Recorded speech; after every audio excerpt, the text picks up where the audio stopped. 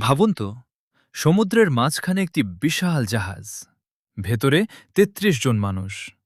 হঠাৎ চারদিক থেকে ১৫০ কিলোমিটার গতির বাতাস আর বিশাল ঢেউ জাহাজটিকে ঘিরে ফেলল।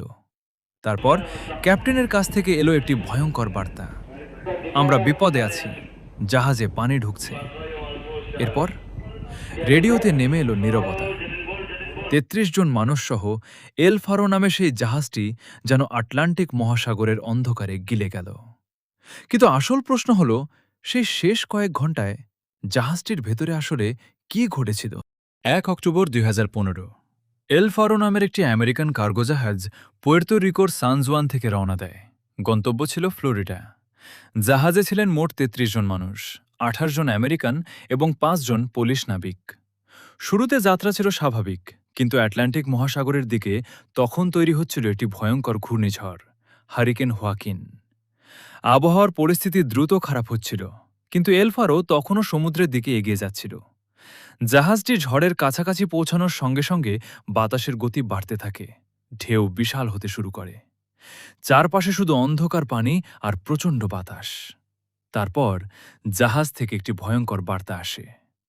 এল ফারোয়ের ক্যাপ্টেন জানালেন জাহাজটি সমস্যায় পড়েছে, ভেতরে পানি ঢুকছে। আর পরিস্থিতি আরও খারাপ করে দেয় আরেকটি ঘটনা: জাহাজটি তার প্রোপালশন বা চলাচলের ক্ষমতা হারিয়ে ফেলে। অর্থাৎ বিশাল জাহাজটি আর নিজের ইচ্ছামতো ঝড় থেকে বেরিয়ে আসতে পারছিল না। এখন এল ফারো শুধু একটি জাহাজ নয়, এটি পরিণত হয়েছিল সমুদ্রের বিশাল শক্তির সামনে আটকে পড়া একটি ভাসমান বাক্সে। বাইরে তখন ভয়ঙ্কর ঝড়, ভেতরে আতঙ্ক। জাহাজের একটি অংশে পানি ঢুকতে থাকে। নাবিকেরা পরিস্থিতি সামাল দেওয়ার চেষ্টা করেন, কিন্তু ঝড়ের শক্তি ছিল ভয়াবহ। শেষবার যখন এল ফারোয়ের সঙ্গে যোগাযোগ করা যায়, তখন পরিস্থিতি অত্যন্ত সংকটজনক। এরপর জাহাজটি নিখোঁজ হয়ে যায়। ৩৩ জন মানুষ, একটি বিশাল কার্গো জাহাজ, আর কোনো যোগাযোগ নেই। জাহাজটি নিখোঁজ হওয়ার পর শুরু হয় অনুসন্ধান অভিযান। বিমান সমুদ্রের ওপর দিয়ে উঠতে থাকে, জাহাজ পাঠানো হয়।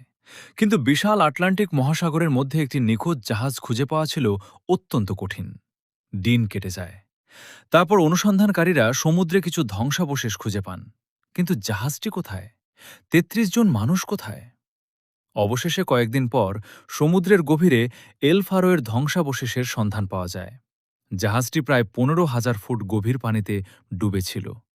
কেউ বেঁচে ছিলেন না, ৩৩ জন মানুষই মারা যান। কিন্তু গল্পের সবচেয়ে গুরুত্বপূর্ণ অংশ তখনও বাকি ছিল। কিভাবে এত বড় একটি জাহাজ একটি ভয়ঙ্কর ঝড়ের মধ্যে ডুবে গেল? তদন্তকারীরা জাহাজটির ভয়েস ডেটা রেকর্ডার, অর্থাৎ জাহাজের এক ধরনের ব্ল্যাক বক্স উদ্ধার করতে সক্ষম হন।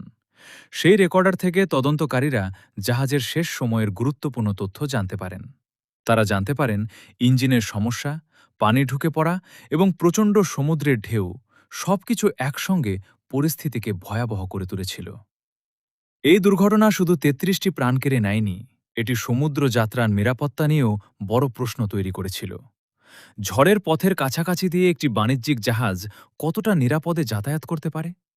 খারাপ আবহাওয়ার সতর্কতা পাওয়ার পর জাহাজের সিদ্ধান্ত কতটা গুরুত্বপূর্ণ?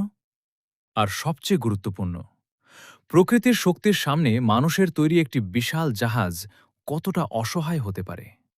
এল ফারোয়ের গল্প আমাদের সেই উত্তর দেখিয়ে দেয়। একটি জাহাজ ছিল, ৩৩ জন মানুষ ছিল। তাদের সবার নিজস্ব পরিবার ছিল, স্বপ্ন ছিল, ভবিষ্যৎ ছিল। কিন্তু ২০১৫ সালের সেই ভয়ঙ্কর ঝড়ে আটলান্টিক মহাসাগর তাদের সবাইকে নিজের গভীরে নিয়ে যায়। আজও সমুদ্রের প্রায় ১৫,০০০ ফুট নিচে পড়ে আছে এল ফারোয়ের ধ্বংসাবশেষ। আর সেই অন্ধকার গভীরতা আমাদের মনে করিয়ে দেয়, সমুদ্র যতটা সুন্দর, তার শক্তি তার চেয়েও ভয়ঙ্কর।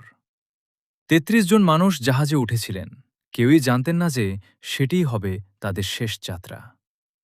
এল ফারোয়ের শেষ বার্তার পর সমুদ্রে নীরবতা শুরু হয়েছিল, আর সেই নীরবতা আর কখনো ভাঙেনি।